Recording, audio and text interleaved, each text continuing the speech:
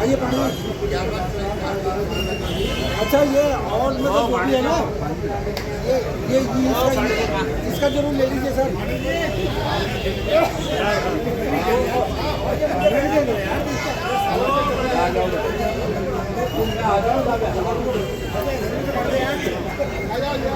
ऐसे करके आओ, ऐसे करके आओ।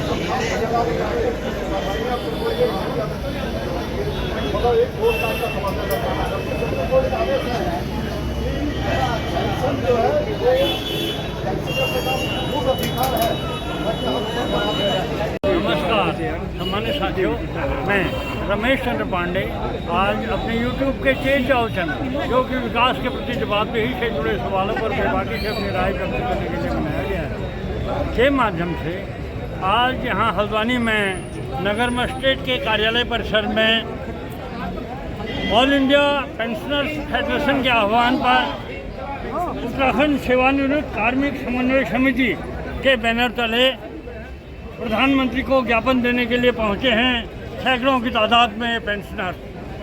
और आज के इस कार्यक्रम की खूबी यह है कि आज तक जो पेंशनर से अलग अलग पैरेलल संगठनों में बटे थे, आज जो भारत सरकार के पेंशनर्स के प्रति जो उपेक्षापूर्ण नीति है उसके खिलाफ सभी पेंशनर से एक छत्र के नीचे आ गए हैं और उस बैनर का नाम दिया गया है उत्तराखंड सेवानिवृत्त कार्मिक समन्वय समिति। तो आज अभी यहाँ पर नगर मजिस्ट्रेट के माध्यम से प्रधानमंत्री को संबोधित ज्ञापन उन्हें दिया जाना है।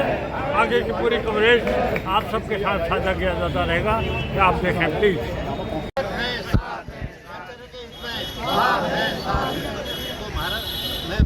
बोल रहा था कि हमारा जो संगठन यहाँ पर बना है ये एक समस्या नहीं जो आज हमारे भारत सरकार के संसद में एक जो बिल पारित हुआ, हमारा इसका मतलब और भी है।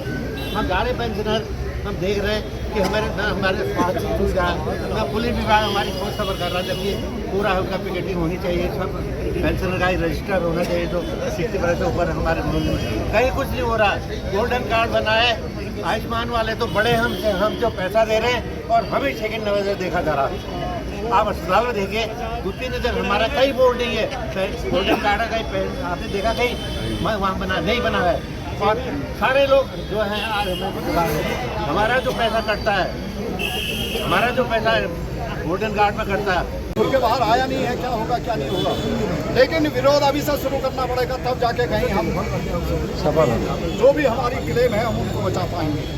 मेरा सारे साथियों से निवेदन होगा, मैं धन्यवाद दूंगा पीसी जोशी जी को कि आपने सारे लोगों को इस मंच पर लाने का जो कार्य किया है, मैं तहे दिल से आपका आभार व्यक्त करता हूँ। और सारे अभी मैं देख रहा था वीर सिंह जी को, क्योंकि बहुत पुराने हमारे, क्योंकि हमारे आज एक ऐसा स्थिति आई कि जो सेवानिवृत्त कार्मिक समन्वय समिति बनी, ये सबसे बड़ी उपलब्धि है। क्योंकि हम चाह ही रहे थे इस तरह से बात हो रही थी भाई, लेकिन ये कैसे हो करके ये समय नहीं आ रहा था। लेकिन आज ये बहुत अच्छा समय आया है, सब हम लोग एक हो गए, सबसे बड़ी खुशी बात की रक्षा करना, उनके स्वास्थ्य की रक्षा करना, उनके समानता के आधार पर। लेकिन ये सरकार उल्टी राह चल रही है, उल्टी गिनती अपनी शुरू कर दी है।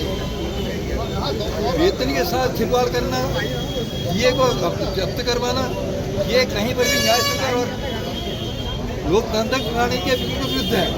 हम सरकार को चेतावनी देते हैं इस मंच से कि शीघ्र ही इस पर पुनर्विचार करके हमारी पेंशन, जो पुरानी पेंशन भी है उनकी पेंशन उनको बहाल की जाए। इनकलाब जिंदाबाद, जिंदाबाद जिंदाबाद, इनकलाब जिंदाबाद, जिंदाबाद जिंदाबाद, हम एक हैं।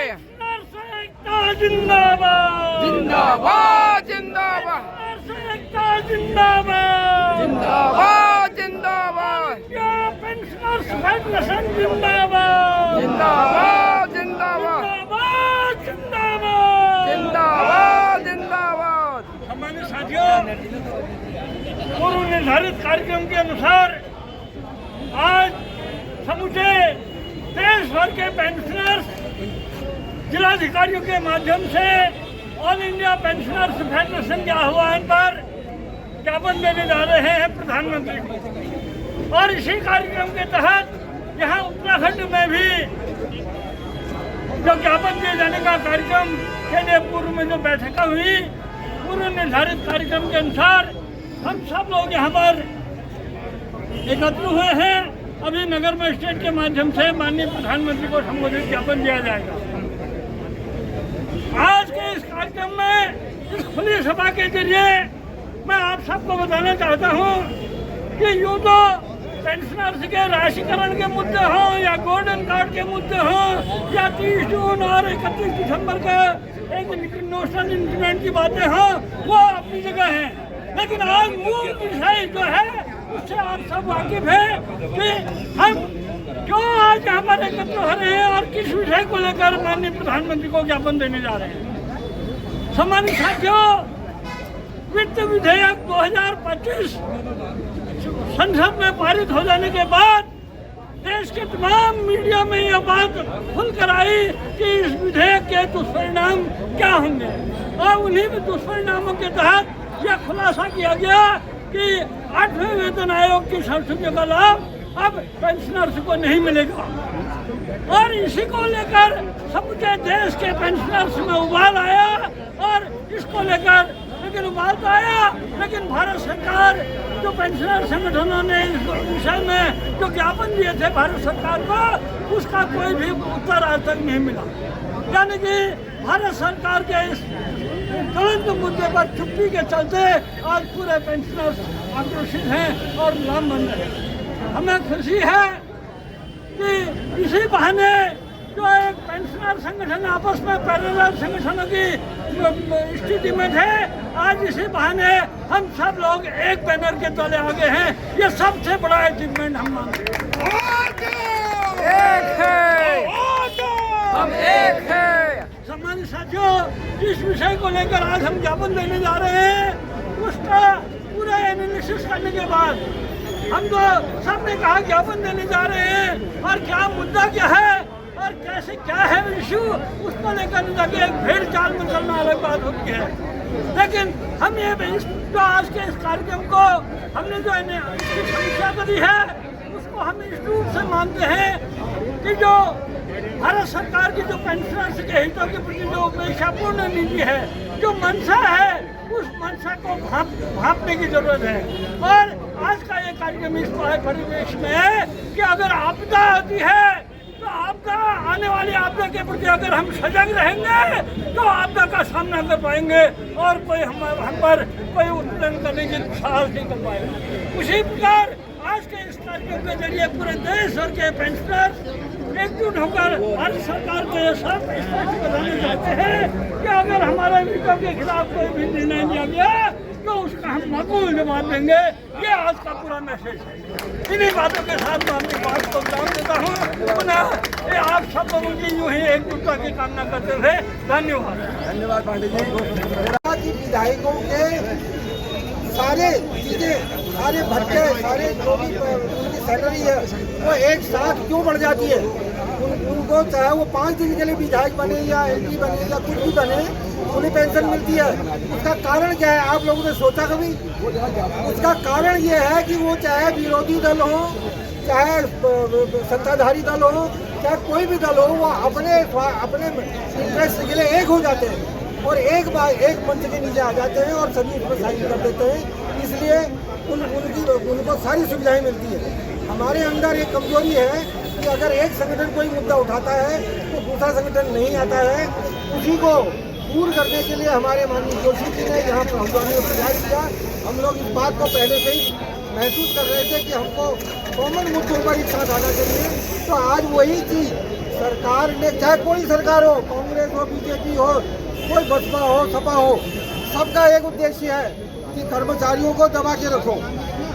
लेकिन अगर हम सब लोग एक साथ नहीं हुए, जिस तरह से विधायक एमपी एक हो जाते हैं, अपने मुद्दों के लिए हमें भी एक होना पड़ेगा। आज आपके सामने हमने उत्तराखंड में पहली बार हल्द्वानी में एक मंच का निर्माण किया है। आशा है कि भविष्य में भी हम कॉमन इश्यूज के लिए इसी तरह से एकजुट होंगे और इस प्रांगण को भर देंगे। और जहां ये बात मीडिया के द्वारा, दूरभाष के द्वारा जाएगी सरकारों तक, LIU के द्वारा, इंटेलिजेंस के द्वारा, तो आपकी बात को सुना जाएगा, क्योंकि उनको लगेगा कि ये सब एक है। हम लोग जो हमारा 8वां वेतन आयोग गठित हुआ है, उसमें 1/12/25 से पहले जो रिटायर हो चुके हैं उनको सारे लाभों से वंचित कर दिया जाएगा।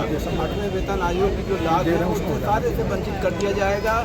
इवन हमारा DA भी वहीं पर रोक दिया जाएगा और आगे हमें कोई बढ़ोतरी मिलना तो दूर हो सकता है।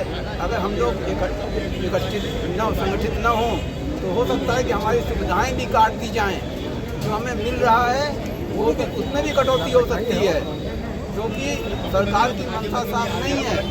जब सारे तर्क दिए गए, सारे तर्क देने के बाद ऐसा नहीं हुआ कि एक्ट पास होने के बाद सरकार के पास परफॉर्मेंस नहीं हुआ। सरकार के पास लगातार परफॉर्मेंस हुआ, लेकिन सरकार ने ये कहती है कि आपकी बातें तर्क संगत हैं, आप उचित कह रहे हैं, लेकिन हम नहीं करेंगे। ये चीज़ सरकार ने पकड़ रखी है और इस चीज़ को सरकार की हमें तोड़ना है और इस चीज़ को तोड़ने के लिए हमें संगठित होना है। मैं सरकार को धन्यवाद भी दूँगा इस मौके उसने ऐसा माहौल बनाया कि हम लोग जो है सब संगठित हो गए और इस संगठित होने के वजह से हम इस मांग को तो पूरी करवाएंगे ही करवाएंगे। 8वें वेतन आयोग का लाभ लेंगे ही लेंगे। अन्य जो हमारी मांगे हैं, जो सरकार ने जो हमारे साथ अत्याचार का हल्की बात नहीं है। अगर हम हल्के लेंगे, बहुत से लोग होंगे खा सकते होंगे अपनी बात में, लेकिन आने वाले जैसे होते हैं पेंशन अगर 10 दिन बाद भी आती है, बहुत से लोगों के टेलीफोन हमें भी आते हैं कि वैसा इस बार पेंशन नहीं आई अभी हम खुद तरह से आकर पेंशन नहीं कर सकते। तो हमारा अधिकार है। और आप जानते होंगे, नाकड़ा साहब का नाम सुना होगा आपने, जिनने पेंशन आज हमें दिलाई। सुप्रीम कोर्ट ने फैसला दिया 1982-83 के बाद। जरा सुने आप इस बात बहुत गौर से जो मैं कह रहा हूँ। 1983 से पहले आपको किसी प्रकार की पेंशन की कोई सुविधाएं नहीं जाती थी, दी जाती थी सरकार की मंशा पर। सरकार ने चाहा तो आज आपको 100 रुपये दे दिया, दूसरा महीने रिटायर को 200 दे दिया, किसी को 300 दे दिया।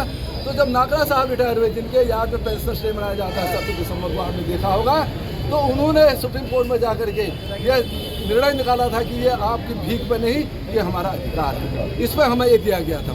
इस प्रकार से ये चीज़ें लाए हैं हमारे लोग। मतलब आज उसी स्थिति को वापस लाने की स्थिति में गवर्नमेंट में इनकी जितना बन पड़ता है, चाहे सरकारी कर्मचारी हों, चाहे पेंशनर्स हों, चाहे किसी प्रकार के लोग हैं, ये हमेशा अगर किसी का हित हो रहा है तो निश्चित रूप में इनको बुरा लगने लग जाए। लेकिन मैं पूछना चाहता हूँ कि जब आपका हित होता है, आप अपनी पेंशन बढ़ाने के लिए, आपके DA बढ़ाने के लिए, आप सारे के सारे पार्टी के लोग एक साथ एकजुट हो जाते हो, तो हमारे हितों के प्रति आप ये शुभेच्छा क्यों?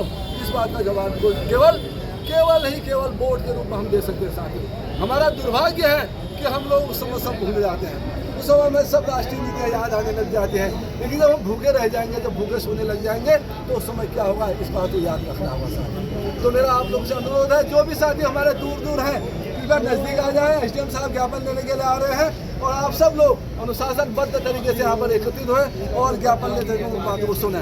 क्या हुआ ज्ञापन आ रहे हैं, ये ध्यान दीजिए, जरा ध्यान दीजिए। बहुत गंभीर विषय की ओर आपका ध्यान आकृष्ट कर रहा हूँ मैं।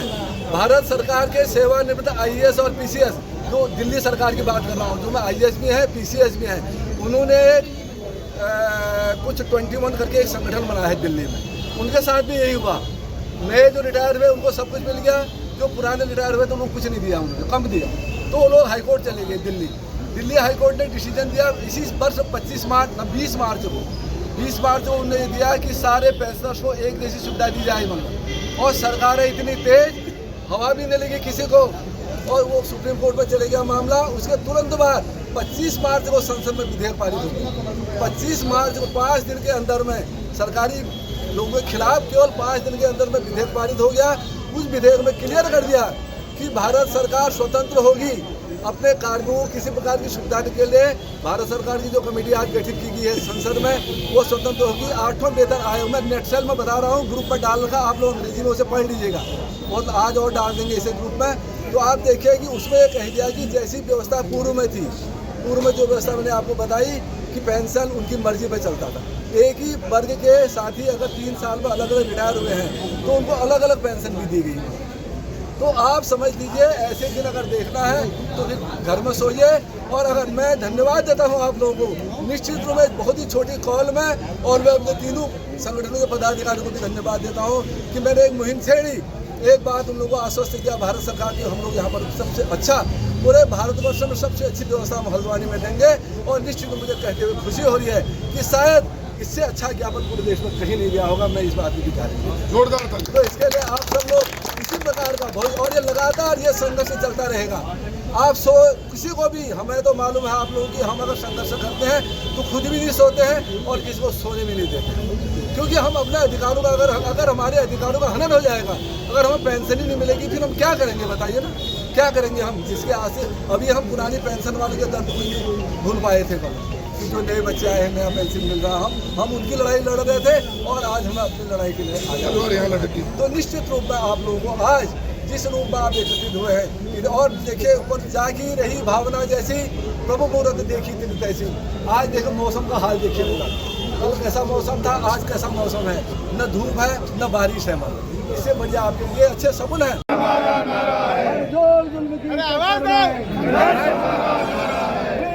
Justice! Justice! Justice! We want justice! Justice! Justice! We want justice! Justice! Justice! We want justice! Justice! Justice! We want justice! Justice! Justice! We want justice! Justice! Justice! We want justice! Justice! Justice!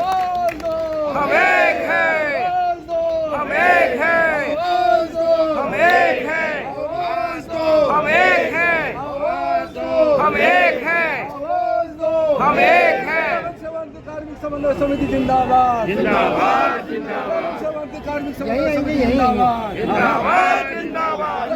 कार्मिक समन्वय समिति जिंदाबाद जिंदाबाद जिंदाबाद। कार्मिक समन्वय समिति जिंदाबाद जिंदाबाद। कार्मिक समन्वय समिति जिंदाबाद जिंदाबाद जिंदाबाद।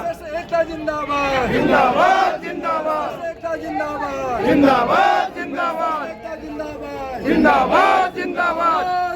हम एक हैं, हम एक हैं, हम एक हैं, हम एक हैं। हमसे टकराएगा चूर चूर हो जाएगा, हमसे टकराएगा चूर चूर हो जाएगा। हमारा नारा है, संघर्ष हमारा नारा है, संघर्ष हमारा नारा है।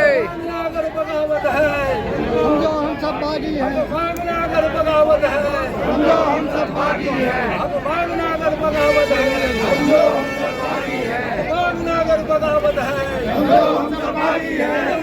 Justice justice we want justice justice justice we want justice justice justice we want justice justice justice we want justice justice justice we want justice justice justice we want justice justice justice। आवाज दो, हम एक हैं, आवाज दो, हम एक हैं। इनकलाब जिंदाबाद जिंदाबाद जिंदाबाद जिंदाबाद जिंदाबाद जिंदाबाद जिंदाबाद जिंदाबाद जिंदाबाद।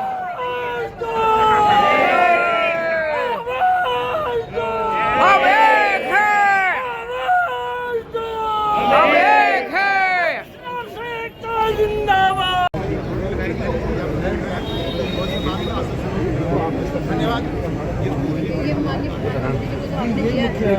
ये माननीय जिलाधिकारी महोदय के माध्यम से ये माननीय प्रधानमंत्री तक पहुंचा दिया जाए।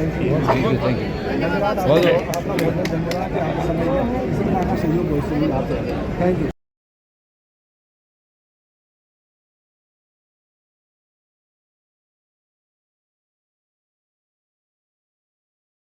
मतलब क्या मामला सरकार ऐसा क्या कर रही है जो आपको ऐसा प्रदर्शन करना पड़ रहा है?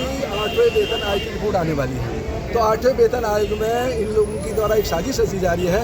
ये कह रहे हैं कि 1/1/2026 के बाद जो सेवानिवृत्त होंगे उनको अलग पेंशन, और 1/1/2026 से पहले जो रिटायर है उनको अलग पेंशन से हम लोग, ऐसी सुगबुगाहट चली है भारत सरकार में। ये सुगबुगाहट ही नहीं है, उनके द्वारा एक विधेयक भी उन लोग सभा में पारित कर दिया है 25 मार्च 2025।